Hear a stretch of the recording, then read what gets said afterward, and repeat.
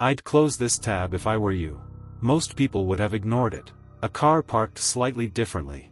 A mailbox crack that wasn't there yesterday, and you'd tell yourself you were tired, tell yourself memory is unreliable, and go back to sleep. Daniel didn't do that, and I want to be clear, I'm not saying that was brave. I'm saying that's exactly what it was counting on. His name was Daniel. He was 14. And for 43 nights, he thought he was the one doing the watching.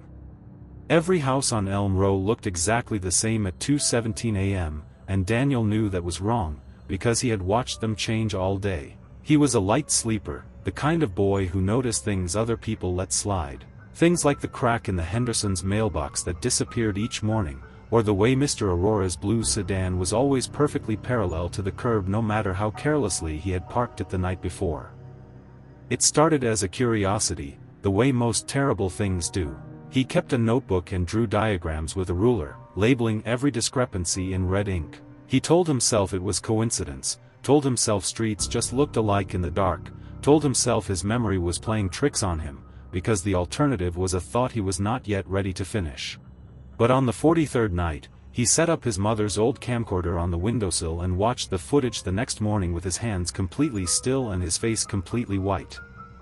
At 2:16 a.m., every light on the street was on, every porch lamp, every upstairs window, every garden light blazing in the dark like the street was holding its breath. At 2:17 a.m., every light went out simultaneously, not flickering, not fading, just cut, and in the 4 seconds of absolute darkness that followed, every car moved. He could not see them moving, but between one frame and the next they were different, the whole street rearranged with the precision of something that had done this 10,000 times before. The street had exhaled and reset itself like a machine completing its cycle. The night he decided to stay outside was a Thursday in October, cold enough that his breath came out in thin white threads that dissolved before they reached the porch railing.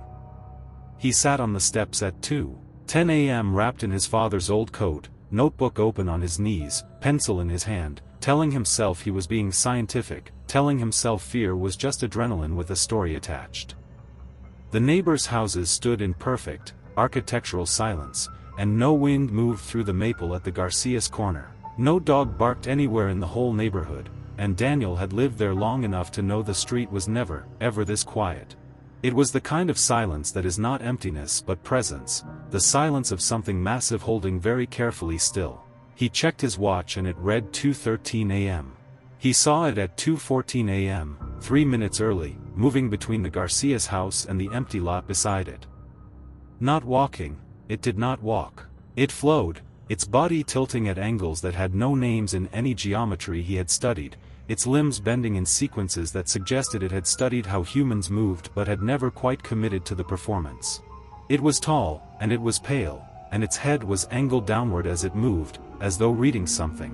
In one hand, held loosely, the way you carry something you have always owned, it held a notebook.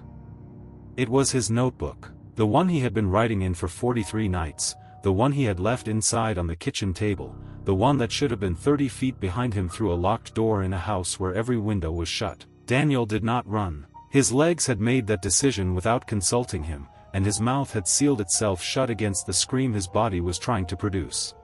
He sat frozen on the porch steps as the thing paused between houses and turned its head. Slowly, too slowly, with a grinding patience that suggested it had all the time in every world, and looked directly at him. Its face was wrong in a way that bypassed language and landed somewhere below thought.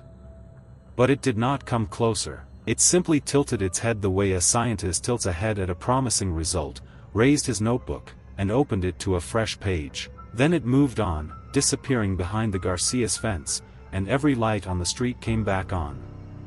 Every car was in its original position by morning.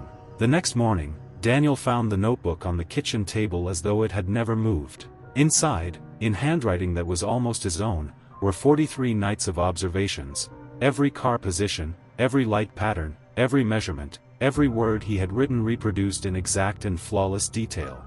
And on the final page, in letters pressed so hard the pen had torn through to the back cover, were 4 words that made him understand, at last and completely, why the street had to reset every single night. The 4 words were, "I need more subjects." And beneath them, in ink that was still wet when he touched it with his trembling fingers, was his own name.